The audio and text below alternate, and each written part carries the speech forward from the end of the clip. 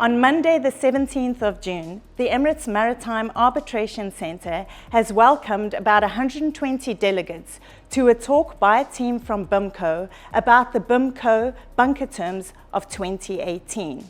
The BIMCO bunker team have stopped by Dubai to remind us all that there is merely 198 days left before the IMO's 0.5% sulphur cap kicks in. This has certainly been a topic that has been at the forefront of the maritime world for quite some time. Aside from the physical use of these bunkers, it is crucial to consider the contractual aspects of bunker terms in both existing contracts as well as future contracts, which is why we are all here today.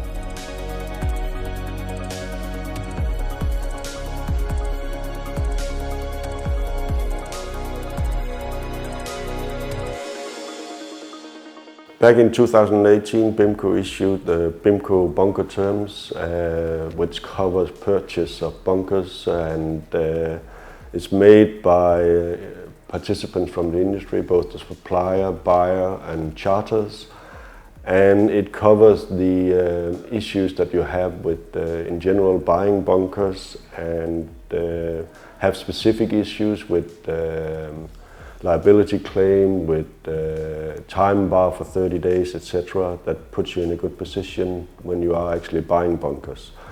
That goes worldwide. It covers also whether it's going to be buying low sulfur fuel or high sulfur fuel. It also assists you coming into 1st of January 2020, where you have the sulphur cap coming in. 1st of January, you're not allowed to burn heavy sulfur fuel unless you have a scrubber on board. And by 1st of March 2020, you're not allowed to carry high sulfur fuel on board your ship.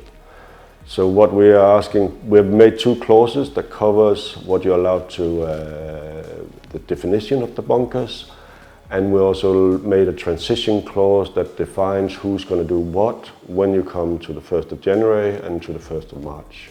Basically saying that it's the charter's responsibility to make sure that the bunker is burned and that it's compliant, but also that they burn and make sure that every high sulfur fuel is away from the ship by 1st of March. But it's the owner's responsibility to make sure that the tanks are cleaned, so we don't have any non-compliance after the 1st of March, after the carriage ban.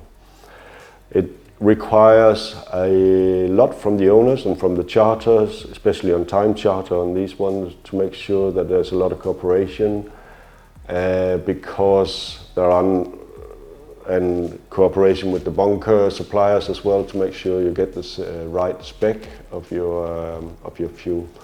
So we encourage people to go very close together, charter, owner, in order to make this a smooth transition. Of course, if you have a scrubber installed on your ship, it's business as usual. You can burn your heavy fuel, and you will, depending on the type of scrubber, have issues going into certain ports in the world. There are UAE, China and other ports have already decided they're not allowed to use or burn open loop scrubbers when they go into port. So depending on the local regulations, you'll have to turn off your scrubber. Some places already you have to burn 0.1, so it's a less concern, but there's something to be aware of if you have a scrubber installed. We're looking at maybe 5% of the world fleet is going to have a scrubber installed, particularly on the bigger ships. So these are the ones that are going to look after that. There are going to be concerns both ways, also for actual availability for the fuel. There will be concerns on the compatibility of the fuels, especially on the low sulfur fuel, whether you're not allowed to blend a blend, so you're not allowed to, or you cannot expect that the qualities of the fuel remain the same if you start mingling, and that is a concern depending on the ship's configuration, whether they can segregate on the tanks, etc., etc. So that's some of the concerns coming into 2020 on the low sulfur fuel. high sulfur fuel. Of course, concern is more commercial as well, what's going to be the price gap between low sulfur fuel and the traditional high sulfur fuel. And that is some of the things that the bunker suppliers are looking very much into, as well as the oil majors.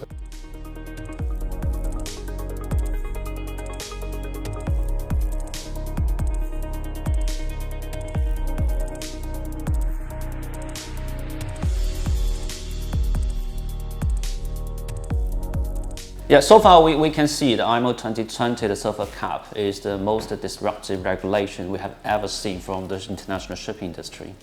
And the key advice that BIMCO we would like to share with our member is compliance.